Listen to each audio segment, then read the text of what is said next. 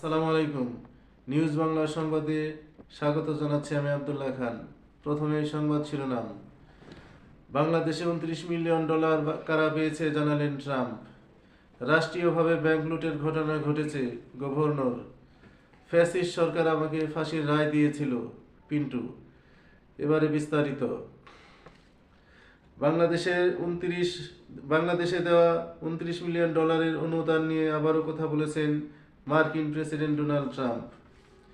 তিনি অভিযোগ করেছেন, বাংলাদেশের রাজনৈতিক পরিমণ্ডল শক্তিশালীকরণের জন্য যুক্তরাষ্ট্র যে অর্থ বরাদ্দ করেছিল তা ব্যবহার করা হয়েছে উগ্র বামপন্থী কমিউনিস্টদের ক্ষমতায় আনতে। রবিবার ওয়াশিংটনে কনজারভেটিভ পলিটিক্যাল অ্যাকশন কনফারেন্সে যোগ দিয়ে এই মন্তব্য করেন ট্রাম্প। তিনি বলেন, বাংলাদেশে $29 মিলিয়ন গেছে তাদের সহায়তা করতে, যেন তারা উগ্র বাম কমিউনিস্টদের ভোট দিতে পারে। এর আগে শুক্রবার ট্রাম্প দাবি করেছিলেন, বাইডেন প্রশাসন বাংলাদেশের এক নামহীন প্রতিষ্ঠানের জন্য $29 মিলিয়ন, বাংলাদেশি মুদ্রায় প্রায় 348 কোটি টাকা বরাদ্দ করেছিল। বাংলাদেশের রাজনৈতিক পরিকাঠামো শক্তিশালী করতে এই অর্থ বরাদ্দ করা হয়, কিন্তু এই অর্থ পাঠানো হয়েছিল এমন একটি প্রতিষ্ঠানে যার নাম কেউ শোনেনি এবং যেখানে মাত্র 2 জন কর্মী কাজ করেছেন। তিনি আরো বলেন, ভেবে দেখুন, এমন একটি প্রতিষ্ঠান যেখানে মাত্র 2 জন লোক কাজ করে, সেটি যুক্তরাষ্ট্রের কাছ থেকে $29 মিলিয়ন চেক পেয়েছে। আমি মনে করি তারা খুব খুশি, তারা খুবই ধনী। কয়েকদিন পর মহান ব্যক্তি হওয়ার জন্য বড় কোনো ম্যাগাজিনে তাদের ছবি প্রকাশ করা হবে। এভাবে ব্যাংক লুটের ঘটনা বাংলাদেশেই ঘটেছে, গভর্নর। বিশ্বের কোনো দেশে রাষ্ট্রকে ব্যবহার করে আর্থিক খাতের সর্বনাশ কোথাও হয়নি বলে মন্তব্য করেছেন বাংলাদেশ ব্যাংকের governor doctor Ahsan H Mansur. তিনি বলেছেন, বহির্বিশ্বে দুর্বল ব্যাংক ব্যবস্থাপনা হয়, মূল্যস্ফীতি হয়, কিন্তু রাষ্ট্রীয়ভাবে ব্যাংক লুট করার ঘটনা একমাত্র বাংলাদেশেই ঘটেছে। রবিবার 23 ফেব্রুয়ারি নীলফামারী সরকারি কলেজে আয়োজিত দেশের অর্থনীতির বর্তমান অবস্থা ও ভবিষ্যৎ রূপরেখা শীর্ষক সভায় প্রধান অতিথির বক্তব্যে তিনি এসব কথা বলেন। গভর্নর বলেন, শুধু একটি ব্যাংক নয়, 7টি ব্যাংক লুট করা হয়েছে। রাজনৈতিক প্রভাব খাটিয়ে রাষ্ট্রকে ব্যবহার করে এই 7টি ব্যাংক লুট করে অর্থ পাচার করা হয়েছে বিদেশে। বিশ্বের কোনো দেশে রাষ্ট্রকে ব্যবহার করে আর্থিক খাতের এত বড় সর্বনাশ কোথাও ঘটেনি।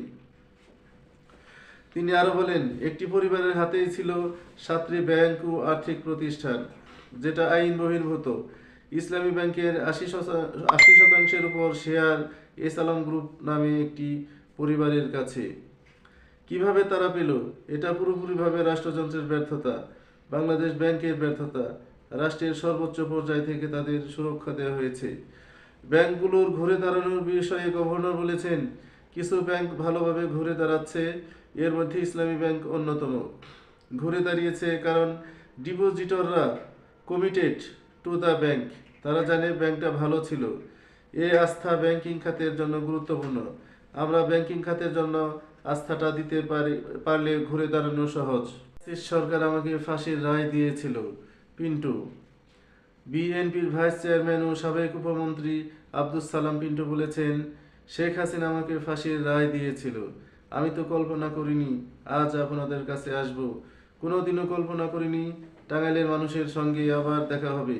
এছাড়া কল্পনা করিনি আমার পরিবারের কাছে আবার ফিরতে পারবো। সে কারণে আমি বলতে চাই, আমার ফাঁসি হয়েছে।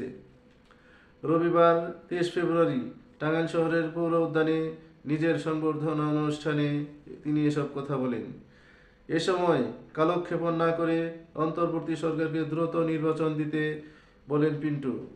তিনি বলেন, ফ্যাসিস্ট সরকার আমাকে কারাগারে নিক্ষেপ করে ফাঁসির আদেশ দিয়েছিল।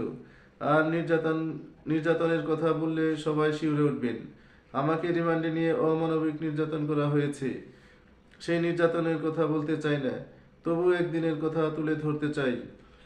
তিনি আরো বলেন, সেদিন তারা সারা রাত আমাকে নির্যাতন করে পরদিন কোর্টে অর্ধমৃত অবস্থায় তোলা হয়। ওই অবস্থায় কোর্টের বারান্দায় পড়েছিলাম। সেই দিনও রিমান্ড চেয়েছিল। ম্যাজিস্ট্রেট আমাকে দেখে রিমান্ড না দিয়ে জেলখানায় পাঠান। আর জেলখানায় আমার চিকিৎসার ব্যবস্থা করা হয়েছিল। সেই চিকিৎসা চলে 5.5 মাস। তাহলে অনুভব করুন কেমন নির্যাতন হয়েছিল আমার উপর। সবাইকে ধন্যবাদ। আল্লাহ হাফেজ।